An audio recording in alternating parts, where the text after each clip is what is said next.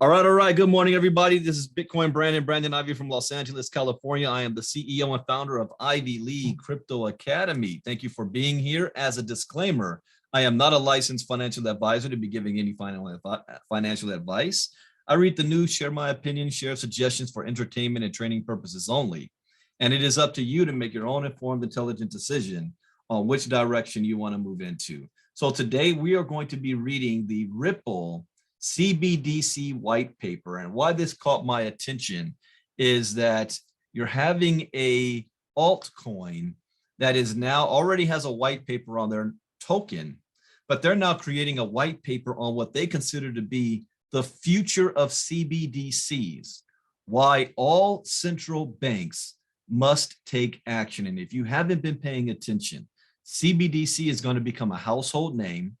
Not only that, but this type of piece of document or information, in my opinion, is the second most important piece of financial document written since 1971.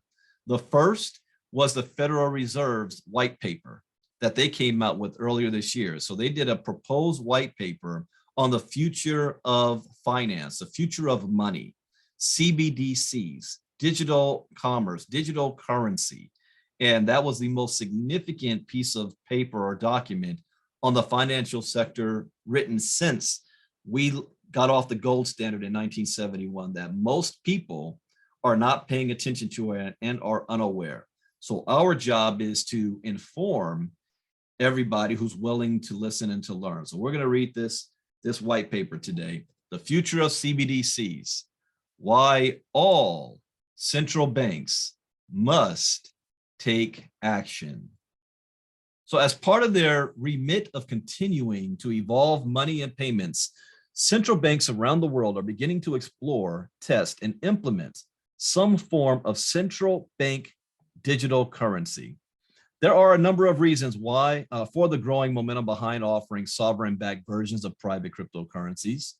The rise of CBDCs through the power of blockchain technology, and I said this years ago, blockchain technology is going to disrupt every single industry on the planet today, whether you like it or not, believe it or not, trust it or not, your opinion is irrelevant.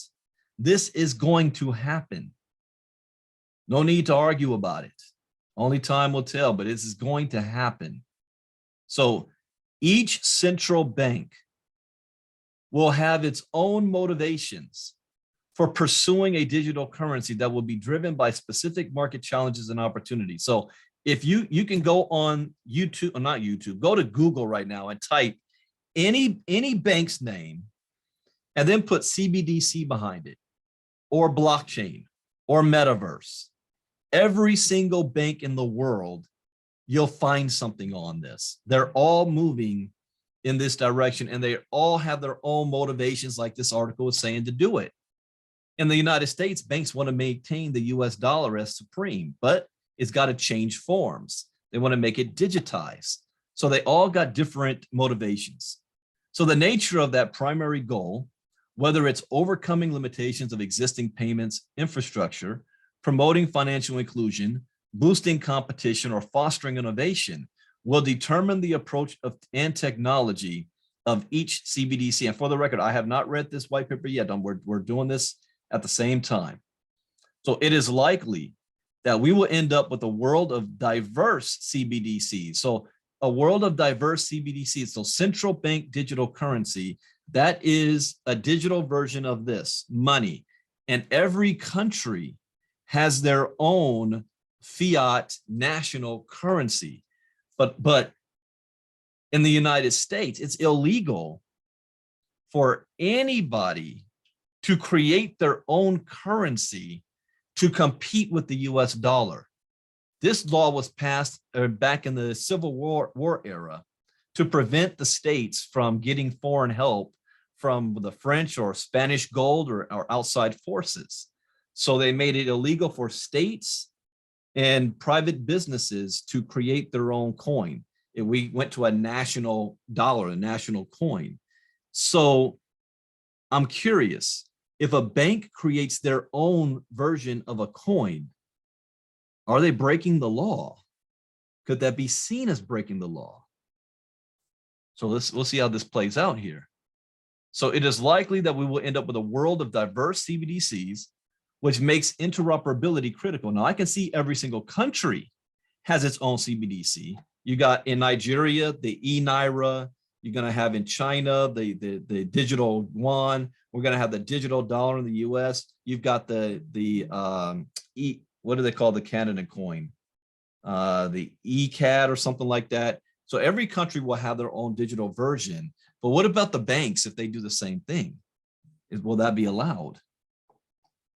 So though most central banks are focused on solving domestic problems, the global nature of trade and finance means cross-border coordination must be backed into the original recipe of each CBDC. The internet became a global tool for the exchange of information because the world agreed to build it using common standards. Likewise, CBDCs can adopt open payments protocols and use neutral bridge assets to facilitate a frictionless exchange of value across borders. Now, if you understand Ripple's design, their whole design for their little blockchain is to be transparent and easy onboarding and offboarding of businesses that want to do cross-border payments, even banks. So Ripple's history has always been seen as an outlier, an outsider in the crypto space. The crypto community has never seen Ripple as a crypto coin, just masquerading as one because they want to work with the banks. And the whole crypto movement is we don't want to be like a bank. We want to be independent from the banking industry. Ripple wants to work with them.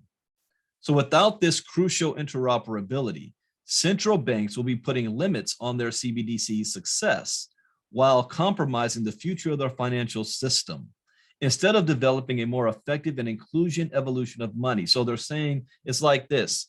If a bank comes out with a CBDC, it's like having Chuck E. Cheese tokens. I can only use these Chuck E. Cheese tokens inside of Chuck E. Cheese. What if I go to Pizza Hut, Domino's Pizza, Little Caesars? I can't use Chuck E. Cheese tokens there. So Ripple's saying we need to have a infrastructure in place so that you can move from one platform to another. That's like what the Forex industry kind of does for foreign exchange. So let's see this. Key findings.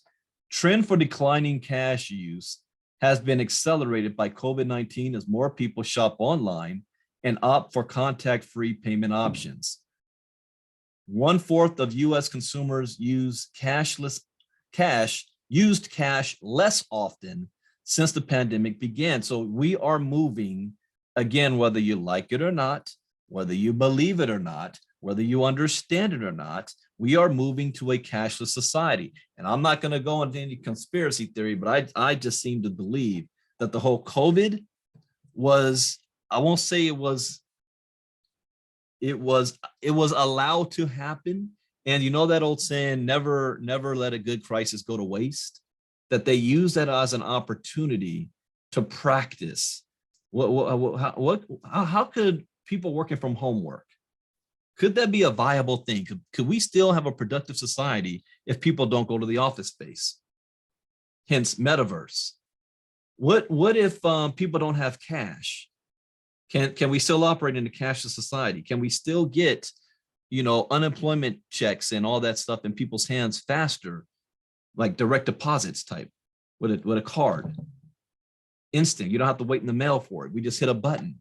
I think that was all a dry run, in my opinion.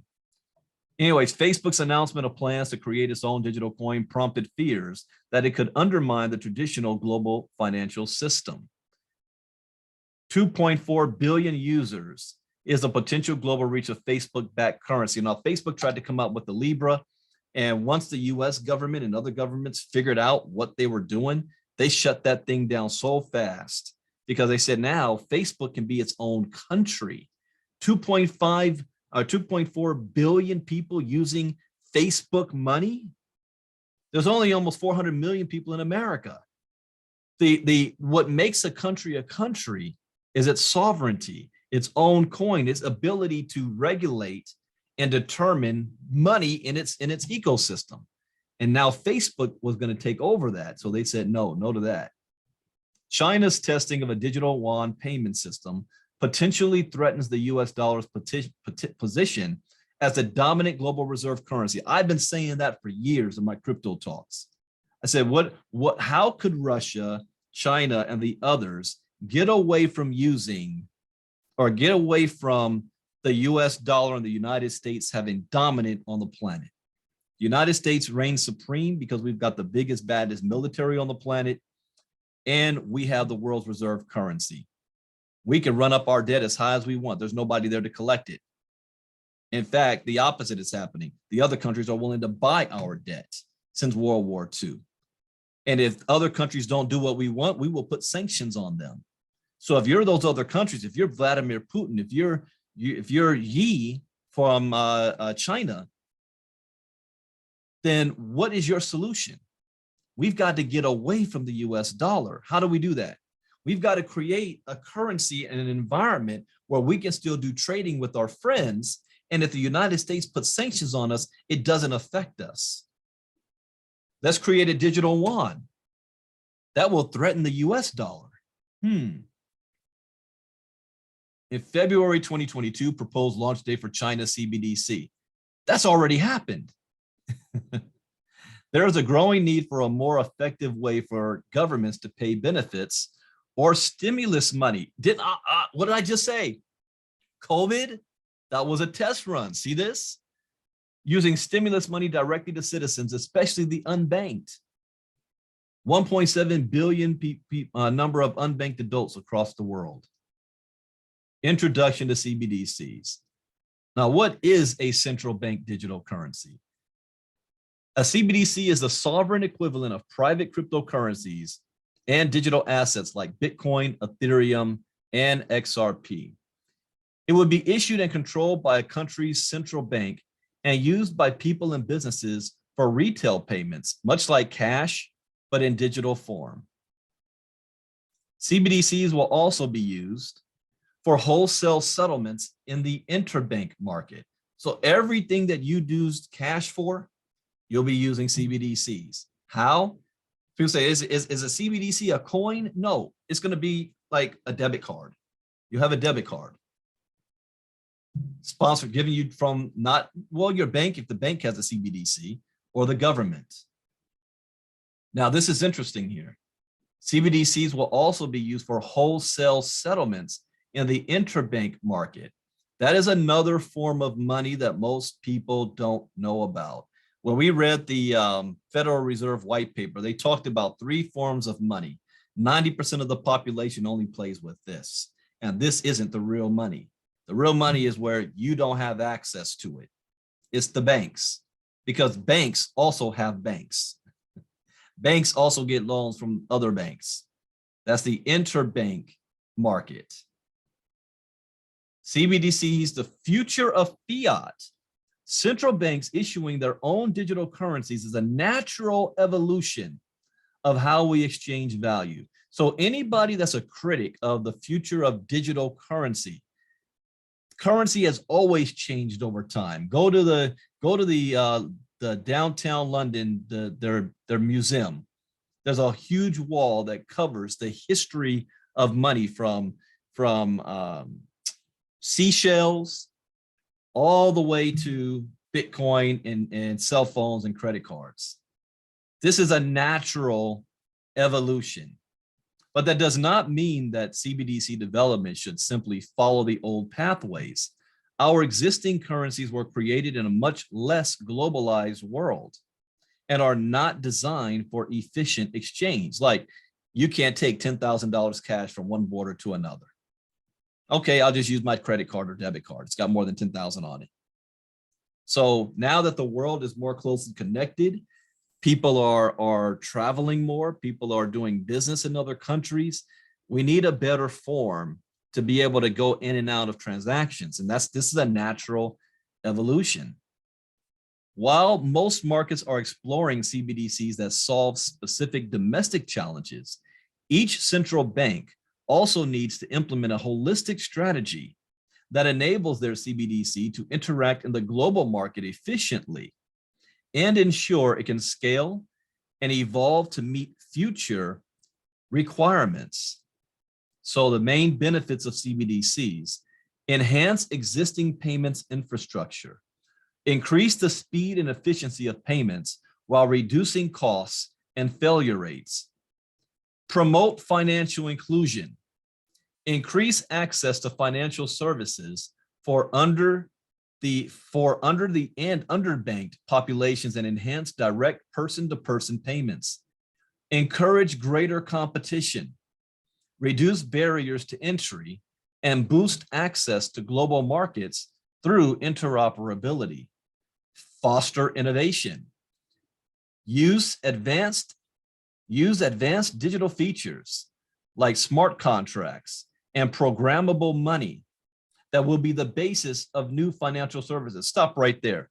When people are still saying, I don't understand this blockchain technology, I don't get it, I don't see the governments are going to allow this crypto stuff, this digital future, I don't see it happening. Right here, what does it say? They're already talking about this will be the foundation, the basis of new financial services. Maintain control, ensure central banks retain sovereignty over monetary policy, and not allow alternative currencies to dominate the market. So even if you think, yeah, I don't believe that this crypto is going to be here long term because the governments and stuff, they can't control it, that's fine. But that's not going to stop the digital currency, because the governments, if they figure out a way to block Bitcoin and all crypto, they're still going to come out with their own digital currency to maintain control. That's their version of it. Bill Gates said in 2014, Bitcoin can't be stopped. So if we can't stop it, then we can at least maintain control by creating our own. So this is inevitable. One way it's going to happen is going to happen in the open market, decentralized, or it's going to happen because the governments want to maintain control. I believe it's going to be both. They both are going to be able to work side by side. Oh, look at this. 80% of central banks are actively exploring CBDCs. 80%. So 80% of the world's population, they don't have a say-so in this. They will be involved in CBDCs, and that's as of right now. Canada, USA, we got creating CBDCs, advanced research stage. Oh, look at advanced research stage. Canada, all of Europe, Lithuania, Thailand, Japan, creating CBDC prototypes. They're ahead of the game. USA. See, that USA is not in research stage. The decision's already been made. This is already happening. Bahamas, Brazil, Sweden, Ukraine, China. United States wasn't at this stage yet, or earlier, maybe a year and a half ago. But they're trying to maintain pace with China. Interesting. Ukraine. What about Russia? Russia's blank. Why? Then we got early research stage. Uruguay. No, that's not on there. Brazil, South Africa, Australia, South Korea, Iceland, Norway. This is huge right here. India is also, it should be on this map too. Okay. The main barriers impeding CBDC success. Despite the many benefits of CBDCs, most central banks are understandably cautious about pursuing real-world initiatives. Everything from how people pay bills and buy groceries to how businesses transact and governments are run depends on a stable financial system. CBDC initiatives raise money challenges for central banks, who must balance the desire for transformation with the need to maintain stability on a global scale. The need, if CBDCs are cheaper, faster, more secure for users, we should explore it. If it's going to contribute to better monetary sovereignty, better autonomy, we should explore it. If it's going to facilitate cross-border payments, we should explore it. Who said this? Christine Lagarde, president of the European Central Bank. Any digital currency critic, you drop this quote right there on. If businesses are in business to make money, right? Businesses are in business to grow and expand, make money for their shareholders. So if it's cheaper and faster, if it's going to contribute to a better monetary sovereignty, better autonomy, better cross-border payments, they're going to do it. The need for control versus the desire for innovation. And that's where I think this is happening. It's not that the banks want to innovate. The banks are already on top. They want to stay that way. See, when wealthy people get involved in new investments and stuff, it's not because they're trying to get more wealthy. It's because they want to stay wealthy and then build off of that to maintain the status quo. That's what conservatism is. Maintaining the status quo. We like things the way they are. We don't want to be liberal. We don't want to be progressive. We don't want change. So anything that brings change, they're automatically against. But if it's good for business, most existing digital assets are based on decentralized blockchains where every transaction is validated by a public network of hundreds, often thousands of validators. You see the problem with that though? If you're a bank, it's decentralized, which means the banks don't control that. That's a problem. Central banks will not be willing to relinquish control to a completely distributed model, as they need the ability to direct and influence their economies through currency management. What does that mean, but influence? Well, the market might be acting funny, then the Federal Reserve can change the interest rates. They can print more money if they need to. They can manipulate the markets and manipulate it sometimes in our favor, most of the time not in our favor. The 2008 financial crisis happened because the banks were getting greedy. The government was manipulating the money and it came crashing down on them. While a fully centralized model would provide the required control. So they're saying, if you can't beat them, join them. If this is going to happen anyway, we might as well create it in a way that we can still control. Central banks would miss out on innovations like programmable money and smart contracts that blockchain technology enables. It would also reduce the ability of private sector players to access and collaborate with CBDCs. In addition, central banks are typically focusing CBDC approaches, solutions, and technologies on achieving specific domestic goals. However, many stakeholders interested in using CBDCs will have their needs as well as global requirements, will have other needs as well as global requirements.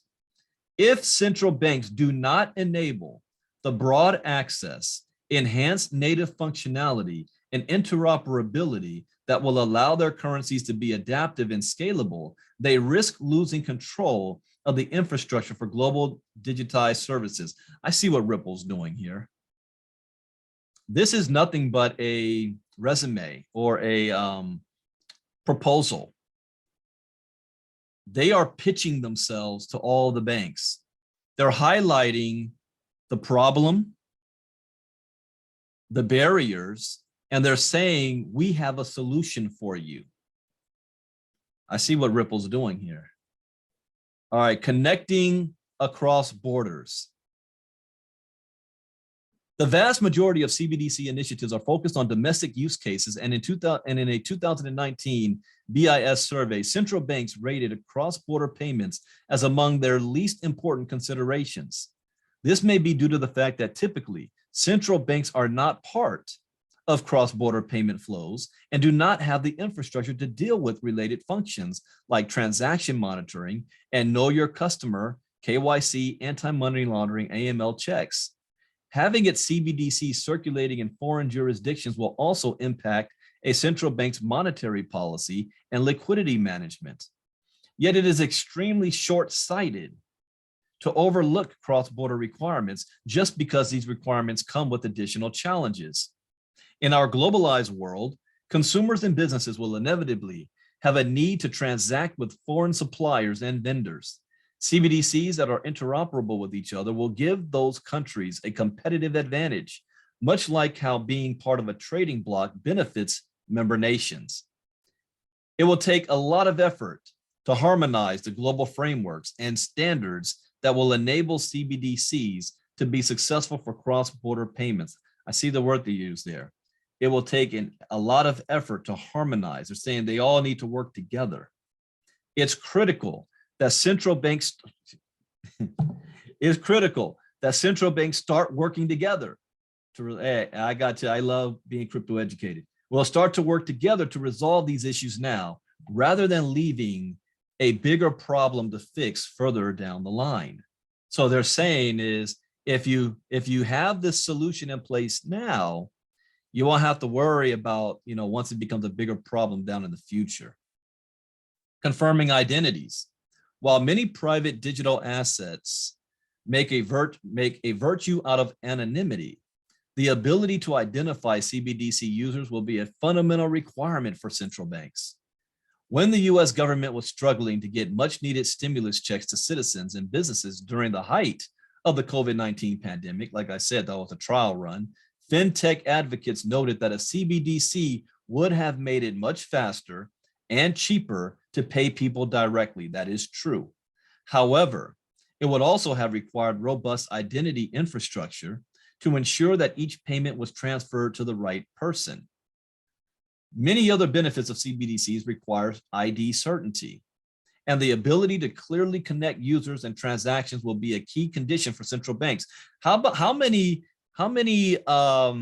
fraud cases was going on? Remember the old PPP loans and people getting stimulus checks that didn't deserve it? How much waste happened through stimulus? I think, don't quote me on this, I think it was like 30% of all the money, or 40%, was wasted. So if you had a CBD structure in place that had the proper verification, you wouldn't have that waste, but you're also giving more control to the government. And that's a whole nother topic about control and anonymity. Wow. So central, let's see here.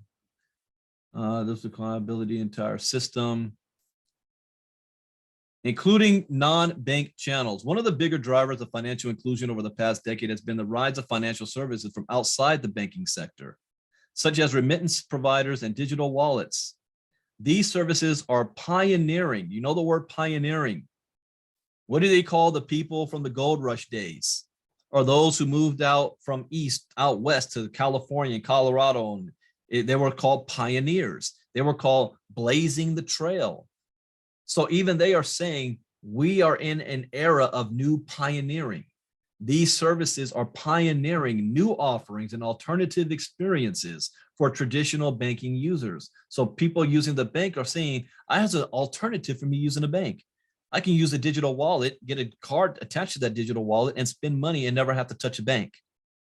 So Ripple's saying, hey guys, if you want to keep your customers, they have alternatives coming out. You better do this.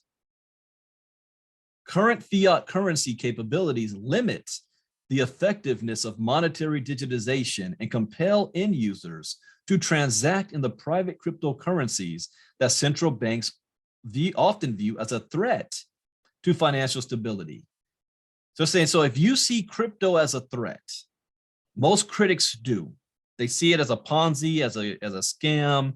Sam Bankman-Fried is about to testify to the Judiciary Committee about or the Financial Committee about were you running a pyramid, a scam? If you're concerned about all of that, then you need to have a CBDC so that you can keep your members there and you can tell them that everything is still safe.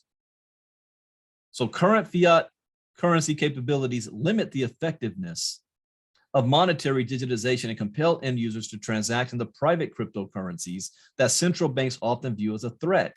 CBDCs will help retain those users while boosting financial inclusion and enabling governments to make direct payments to citizens effectively, especially those who are unbanked.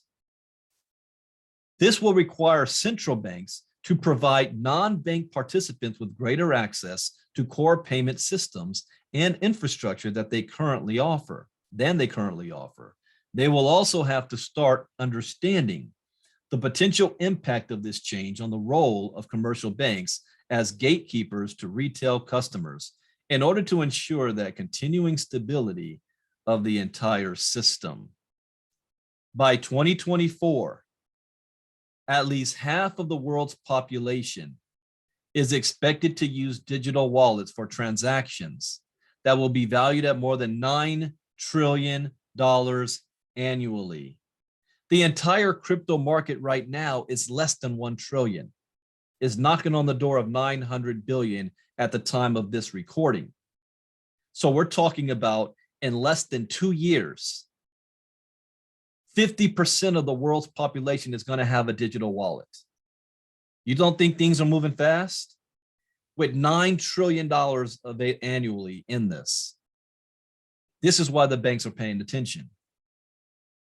Bridging the gap in innovation. 3 keys to overcoming every CBDC challenge. 1, interoperability.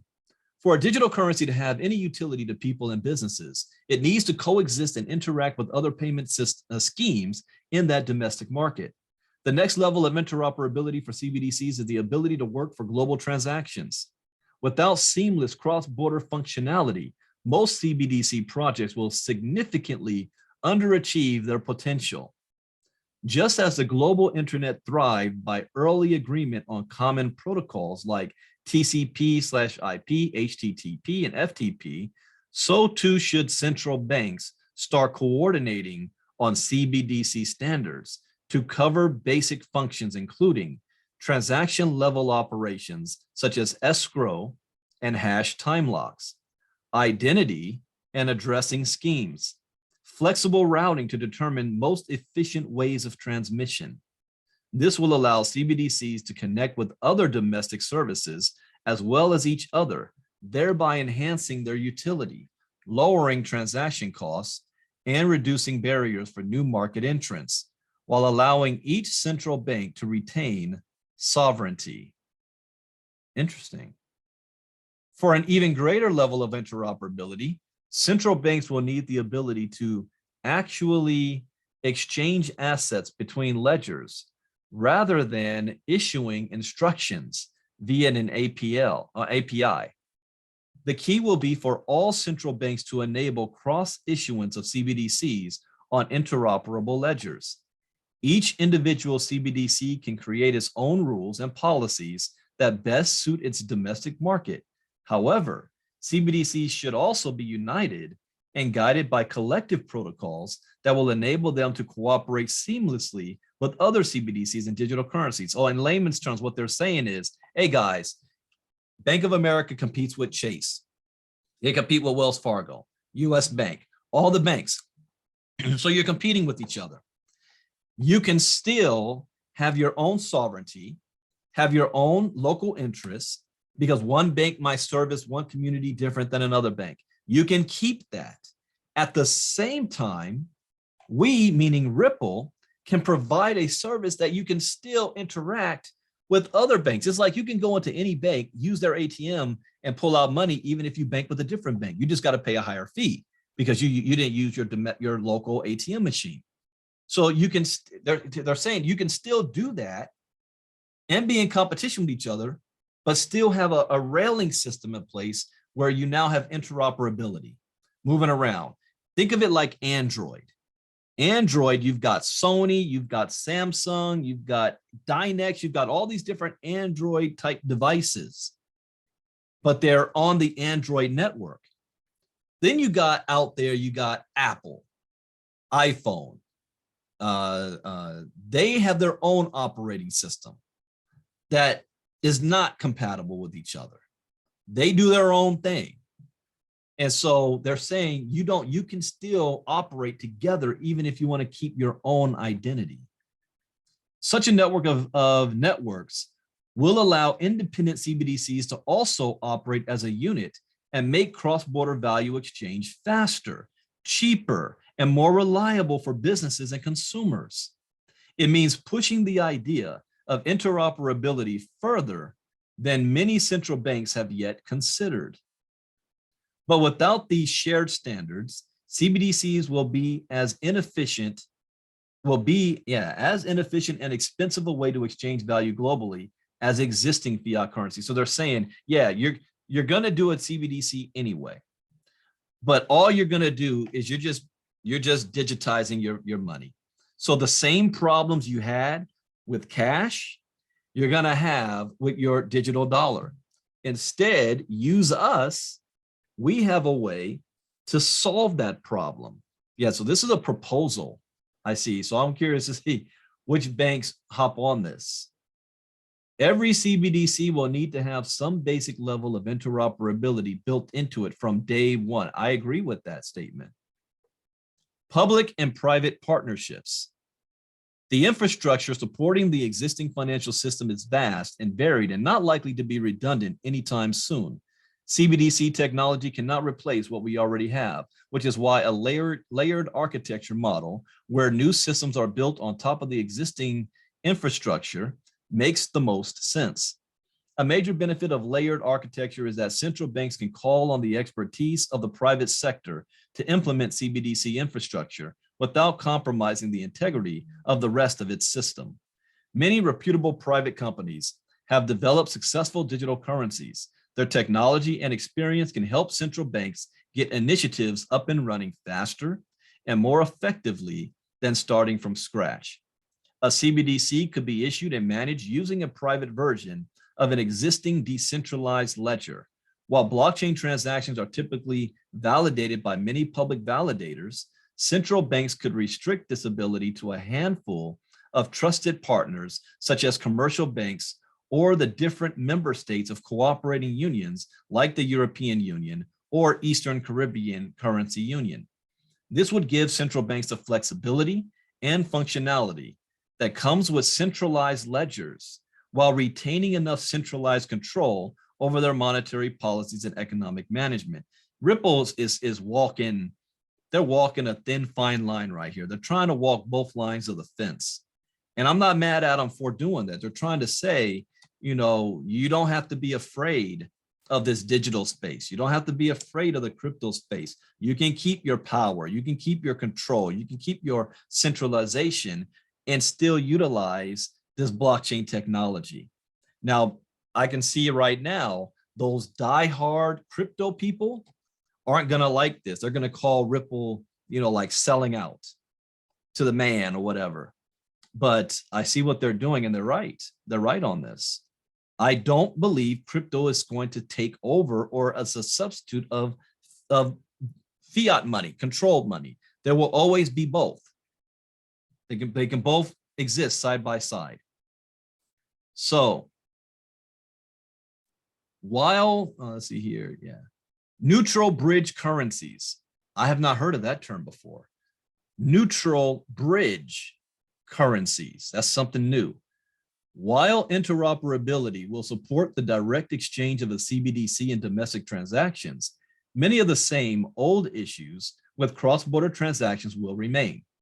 In particular, supporting immediate real-time foreign exchanges as opposed to the current 3 to 5 day process will likely still require the need for pre-funded currency accounts. Like many commercial banks or global businesses, central banks will want to avoid the increased costs and risks associated with this familiar liquidity issue. They would also welcome the ability to free up capital that could be generated, generating revenue, generated value elsewhere, and skews the financial system in favor of the most liquid currencies, typically those of the most powerful nations. A neutral bridge asset can support healthy, alternative liquidity markets that will allow for frictionless and cost-effective value movement between various CBDCs in real time. It would also enable the exchange of less liquid CBDC pairs and increase global competition by lowering entry barriers to new and smaller market participants. Something just hit me. Do you know who's going to be impacted the most first? The entire foreign exchange market. Those of you that trade on Forex, you're going to be hit first by all this, because what they're saying is they found a solution to your cross-border payments and doing exchanges from one currency to another, that they can do it seamlessly, they can do it more quickly, and you can retain your sovereignty. That would almost kill the whole Forex market. I didn't even think of that till now. So this is a big threat, not to crypto, but to Forex. Interesting. To enable a truly efficient global market, a bridge currency, or it will just change what Forex looks like. So if they still do foreign exchange, it will just look differently. To enable a truly efficient global market, a bridge currency must be specifically optimized for payments and support the same speed, scalability, low cost, and security that CBDCs will provide. One example of a neutral bridge is a digital asset XRP. Oh, really? This is an XRP white paper, right? So they're saying, we showed you the problem. We showed you what the solution could be. Oh, by the way, we are the solution. So here's an example of a solution. Digital asset XRP. So guys, if you don't have XRP, whether you like XRP or not in your portfolio, you might want to have it. As a disclaimer, I am not a paid promoter, advertiser, part of any type of corporate team. I have no affiliation with XRP. All right. So I am not giving financial advice. I'm just using some common sense right here. If the banks accept this proposal, we are talking about Ripple having access to a $9 trillion market in less than 2 years. What do you think is going to happen to the price of the coin? I'm just saying. So they've got a solution which can be used to bridge two different currencies quickly and efficiently. So if you've got the digital yuan and the e-naira, Ripple's saying, oh yeah, we can bridge those very fast. By underpinning an effective alternative liquidity market, neutral bridge currencies. So is that what they're going to call Ripple now? I got to make a note on this. So is this going to be Ripple's new tagline? XRP, the new what do we call that? Liquidity neutral bridge currency. And then what I'm going to be on the lookout for, other tokens. Who's Ripple's competitor? Neutral bridge currencies. We're going to see a whole new branch of digital currencies popping up. Just like you got DeFi tokens, you got metaverse tokens, you got NFT tokens. Now we're going to have these neutral bridge tokens or neutral bridge currencies. I'm all for it. I'm going to be investing in, as soon as they start popping up. A neutral bridge asset can support healthy alternative liquidity markets that will allow for frictionless and cost-effective value movement between various CBDCs in real time. So in closing, time to define the future of money. The introduction of CBDCs. Whoa. I don't want to gloss over that. You see what this says? Time to define the future of money. Meaning this is not the future of money anymore. Cash is king. Nope. It's time to define what it's going to look like. The introduction of CBDCs will be one of the defining transformations in the history of money. I'm not the only one saying this.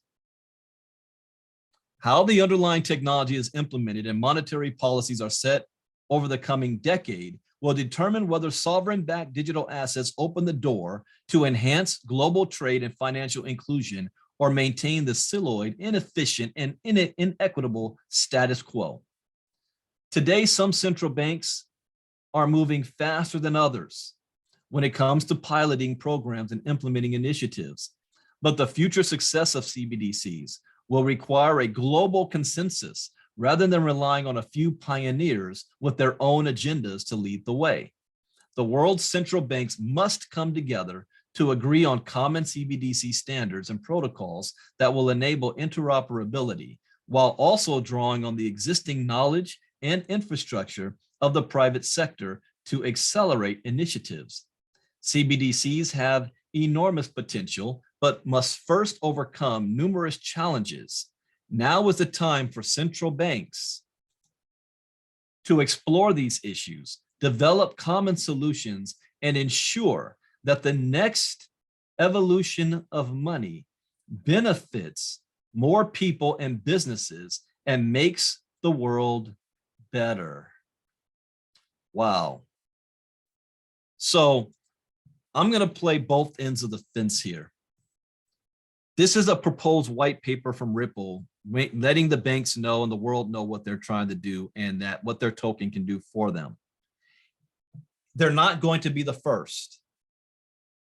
I mean, they're not going to be the last, even if they're the first. There's going to be competitors that's going to come out with their white papers doing the same thing of this new term, neutral bridge currencies. Let's say the banks and the governments reject all of that and say, we don't need Ripple, we'll just create it ourselves. Either way, the writing is on the wall on where the future of money is headed. You don't need to take my word for it. You see it all around you. So we know where this river of money is headed.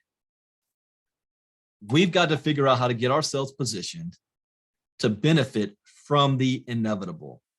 And this is the inevitable. And why I say crypto education is important, because I'm telling you, the way you see crypto and blockchain today is not what it's going to look like in 10 years. It's like going back to the internet days of the 90s. Can we go back to those days and use AOL dial-up internet? Nah. I mean, that's like dinosaur era. Wi-Fi and high-speed internet where you don't need cables dug into the ground to connect? No. The future of this is going to look so much different. But if you don't understand the basics and the foundation today, you're going to be lost. And I don't want to use the word lost. You're going to be at a disadvantage when it comes to investing. You're not going to be able to know and see what opportunities should I get in on the early days. Just like the people in the 90s, like David Letterman, who saw the internet and didn't understand what it was. But those who researched and knew that space in the 80s took full advantage when it popped off in the 90s because they were educated. That is what ILCA is doing. We are getting you educated and exposed to the greatest financial shift in wealth in the history of mankind. And again, you don't need to quote me. This is saying it right here. Oh, I got to share screen to show it again. This is saying it right here. Time to define the future of money. The introduction of CBDCs will be one of the most defining transformations in the history of money. And this is happening in our lifetimes. So those of you who is watching this video for the first time and you want to know how to get crypto educated, look down in the box below for information. There's links that you can click on to be a part of our ILCA community with these other lovely faces you see here on Zoom with me. Be a part of our community. We do a 5-day challenge once a month to teach you about what Bitcoin and crypto is all about and get you plugged into our system. With that, those of you on the video, I'm going to stop it now.